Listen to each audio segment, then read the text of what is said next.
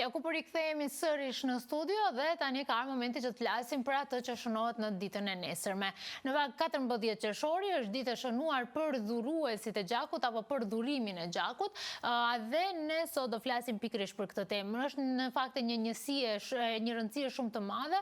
Shpeshherë thuhet dhuro gjak shpëtoi jetë, dhe ata që janë katalizatorët, le të themi organizuesit dhe që mundsojnë edhe këtë proces ndër të tjerëve, janë edhe kryqikuq. Prandaj këtu me mua në studio është Aleksandra Valkanovska, e cila është udhëheqëse dhe është pjesë e dhurimit të gjakut. Добро утро, добро ни дојдовте.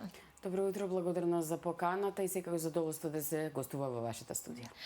Утре ни е важен ден за дарување на крв. Кажете ми колку е важно за Црвениот крст овој дел од вашата работа? 14 јуни се одбележува како светски ден на крводарителството, една од најважните можеби гранки во нашата работа, од работењето на Црвениот крст. Меѓутоа видиме дека крводарителството, односно крводарувањето е значено и за целиот систем, за целата заедница, бидејќи крвта и крвните продукти се нешто што е особено важно за здравството, за здравствениот систем, за сите болни, повредени, сите оние кои имаат потреба од крв и крвни продукти, односно сите кои што очекуваат оваа навистина скапоцена течност. 14 јуни се одбележува ширум светот, се одбележува и кај нас.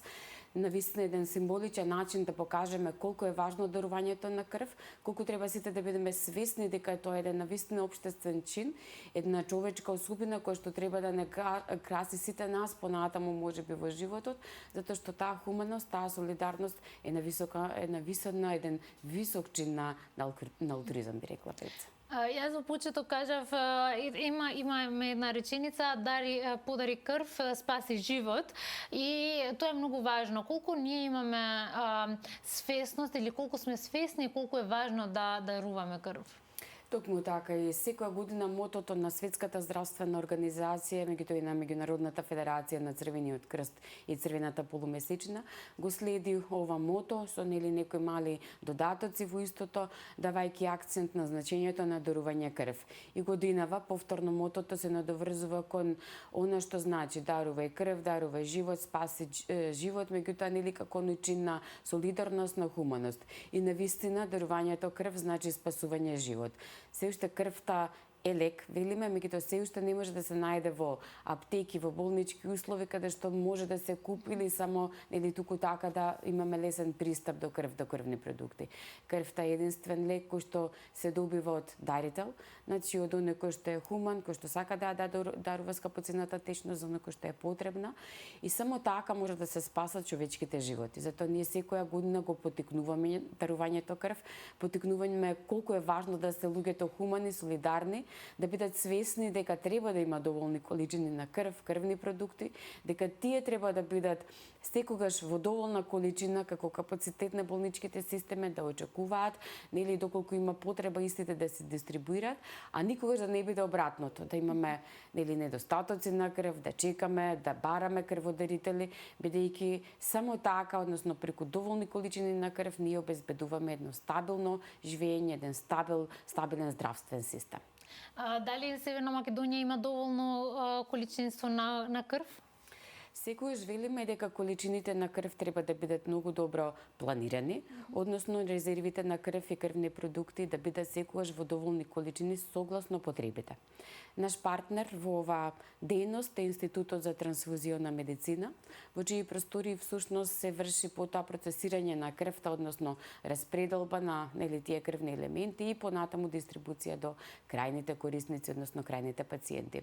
Во координација со нив секогаш се трудиме да имаме доволни количини на крв и крвни продукти од сите крвни групи, меѓутоа она што исто така многу важно е да имаме еден многу добар систем на планирање и организација на крводарителски акции, бидејќи само преку добро и правилно планирање ние ќе имаме еден континуитет.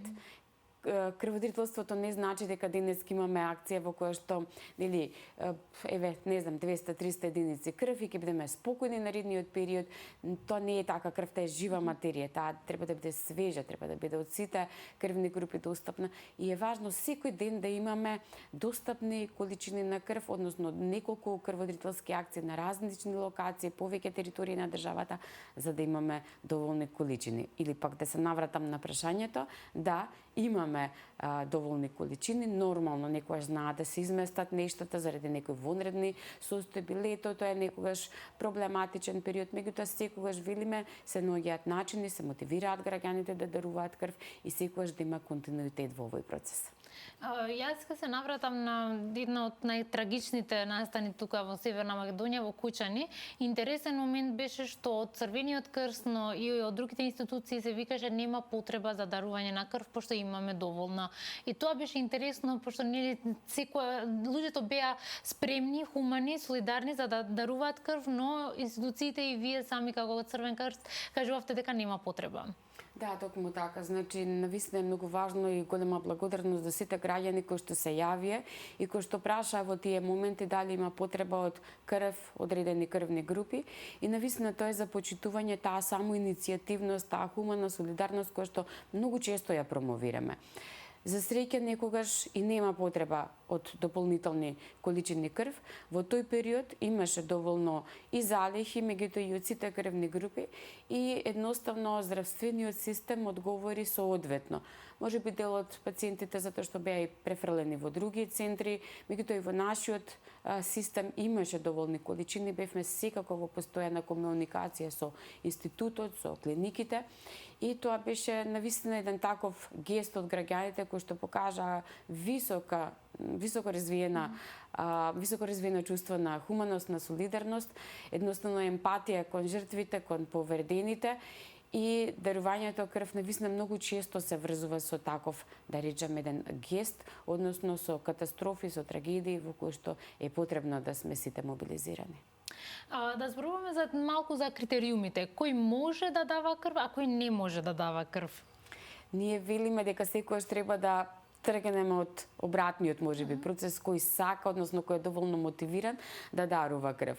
Најважно е желбата. Тоа што значи мотивација, внатрешен порив да се направи еден таков убав гест, да се дарува крв и секако нормално како и сите други нели состојби каде што треба, односно не треба, односно може и не може, треба да се почитува заради здравјето на дарителот, кога смее, кога не смее да дарува крв. Во тој процес не сме сами како Црвен крст, партнерството со институтот значи дека имаме секојаш присуство на лекар, на техничко лице кое пунктира крв, меѓутоа лекарот еве на еден начин се грижи за здравствената состојба на дарителот затоа што не сместата да се загрози со дарувањето. И таа крв треба да биде добра за пациентот кој што треба да ја прими. Што значи постојат неколку критериуми, се пополнува председен прашалник, да се направи една општа карактеристика, односно здравствената состојба на дарителот, а потоа преку разговор да се измери нели предсе хемоглобинот, крвниот притисок, да се поразговара со лекарот за општата здравствена состојба, дали има некаква терапија хронична или пак антибиотска, некаков зафат кој што може би го спречил дарителот, вакцина и така натаму. Постојат неколку критериуми според кои можеби не може или пак ќе биде привремено одбиен дарителот, па потоа пак ќе биде поканет да се врати да дарува крв. Сепак се она што се прави е во најдобар интерес и на дарителот и на неговото здравје, меѓутоа секогаш треба да бидеме свесни дека крвта треба да биде добра и за оној пациент кој што треба да ја прими истата. Точно. Нешто што сум слушнала, едно е за вакцините и друго е за тие што имаат тату направено, дека или за некој временски период не можат или пак нема да можат цел живот да даруваат, тука не знам точно која е. Да, тоа лекарите најдобро ќе го потврдат, да, привремено одбивање постои заради тетоважата, има временски рок нели во зависност од тоа колкава е површината која што е тетовирана и сепак после тоа лекарот ќе посоветува, значи да се врати дарителот после одреден период повторно да се нели да се придружи кон тоа големо семејство хуманисти, односно дарители на крв, така што тоа се некои привремени состојби кои што се надминуваат, значи може потоа да се дарува крв. Вие организирате и настани каде што најавувате дека на овој ден тука ќе бидеме со пункт за да дарувате крв. Како функционира тоа и дали има некое постојано место каде што луѓето можат да дојдат? Така, значи, крводарителството споменав еден процес, планирање. Сите овие денови во годината треба да бидат добро планирани, односно секој ден, речиси секој ден, да имаме крводарителски акции на територија на целата држава. Кога зборувам целата држава, тоа значи дека во секоја можеби работна организација, училиште, граѓански центар, масовни вакви акции по повод, не знам, некој ден, некој значаен настан во општината, во градот, така што тоа е на повик најчесто односно правиме соработка со одредена институција или училиште, како што реков, вработените даруваат крв или учениците или пак тој граѓански сектор, меѓутоа и оние јавни акции каде што граѓанството дарува крв на повик, односно претходно го објавуваме, го најавуваме истото и истите може да дојдат и во одреден период да се вклучат во таа крводарителска акција. Тоа значи дека на различни места, на различни локации, согласно потребите, согласно планирањата, ние велиме дека планирањата значи дека, например, денес знаеме дека ќе имаме, не знам, хипотетички кажувам, 2 крводарителски акции, очекуваме на тие 2 крводарителски акции да собереме, не знам, 70 единици крв и тоа е доволно да се процесира и дистрибуира. Утре можеби ќе имаме акција со 30 дарувања, па наредниот ден или 50 или 20 веќе темпото како ќе го следиме, меѓутоа еден континуитет, еден планиран процес каде што нема да правиме резерви, меѓутоа ќе имаме и достапни количини од сите крвни групи онака како што треба да биде. Што значи дека еден процес кој што е добро планиран и кој што е добро координиран. Инаку граѓаните често прашуваат и каде можеме да доверуваме крв, нели не сме вработени, не сме слушнале каде има. За таа цел ние го имаме нашиот дневен центар за дарување крв, лоциран во домот на хуманитарните организации Дара Џамбас во Црвен крст и таму граѓаните секој работен ден од 9 до 15:30 може да даруваат крв како граѓани, како секој кој што сака да дојде да не посети, или пак во Институтот за трансфузиона медицина, во клиничкиот центар Мајка Тереза, каде што исто така може да се дарува крв, дури и подоцна во попладневните часови и секако дарителите ќе го имаат истиот третман, се случува значи исто на истиот принцип, на истата база, на истата подготовка или пак она што значи совет за дарителот, како да дарува, што треба понатаму и едноставно процесот е навистина олеснет. Често пати не информираат дека ако денеска дарувате крв, утре да не одите на работа или пак да одмарате малку повеќе, дали тоа би било важно, иако не сте лекари, сега не ни давате медицински совет, но општо. Да, сепак постои некоја законска норма дека всушност по дарувањето крв следуваат 2 слободни дена, тоа е поврзано со здравствената состојба на дарителот, едноставно побрзо да ги надополни тие изгубени можеби елементи во крвта или пак како количина, како волумен на крв, така што тоа е еден процес кој што навистина многу брзо се регенерира крвта. Велиме дека е здрав процес, значи нема штета по здравјето. Да, споменавте, не сум медицинско лице, можеби сум долго во оваа тема и немам видено или немам евидентирано според разговорите со тимовите некакви проблеми, поголеми здравствени проблеми кои што може да се случат по дарувањето крв, меѓутоа препорачуваме лесна храна, потоа поголема количина течности, да не се изложува дарителот на тешка физичка работа или пак да не крева, или се пак раката е пунктирана, вената е пунктирана. Може би топлото време исто така дополнително знае да направи проблем на сите граѓани, не само на дарителите, меѓутоа еве тие треба да бидат малку повнимателни по дарувањето, да не излезат многу брзо надвор на топло време, дури некојаш знаеме да ги караме нели да не запалат цигара веднаш по дарувањето доколку се пушачи, затоа што сепак тоа знае да направи проблем, некакви вртоглавици или пак нели мали здравствени пореметувања. Меѓутоа сепак треба да се следат здравствените совети на лекарот кој што ќе ги даде по дарувањето или пред дарувањето и едноставно понатаму продолжува дневната рутина, животот онако како што си е еден обичен тековен ден. Колку трае за дарување на една единица и колку е количината на таа една единица? Така. Значи, кисичките се стандардни околу 370, нели со се таа течност внатре што е околу 430-450 милилитри. Дарувањето крв како чин, целиот тој процес од влегувањето на крводарителската акција до излегувањето не повеќе од половина час. Самиот чин на дарување 10 минути. Што значи дека првично треба да се пополни тој формулар, да се направи проценка на општата здравствена состојба, понатаму самото дарување крв и потоа нели мал одмор, оној оброк што го даваме, течности кои што треба да ги испие дарителот, нели нормално доколку има потреба да го праша лекарот уште некој совет и потоа може да си ја напушти акцијата, односно може да се го проложи денот онако како што се го планирал. Знаеме дека има некои критериуми, не секоја група може да дарува на секоја група и има нешто такви медицински критериуми. Дали имате нешто податоци кои се најголемите групи кои што даруваат? Знаеме дека нулата е така најдобрата група што може да даде на секој, а не прима од секој. Дали има разлика на тоа колку имаме од А, Б и така натаму? Така, тоа е едно интересно прашање, често прашуваат и дарителите и граѓаните која е најпотребна крвна група со оглед на, нели, како подрачје, како Европа, како генерално континент, ние имаме повеќе позитивни групи, негативните се поретки, што значи дека и потребите за негативни групи може би се помали во однос на позитивните. Меѓутоа, апелираме и велиме дека најпотребна е крвната група таа која што ќе треба во моментот. Без разлика дали е позитивна, негативна, А, Б, нулта и така натаму. Секогаш треба да се биде свесен дека таа што во моментот е потребна, таа треба да ја имаме во доволни количини.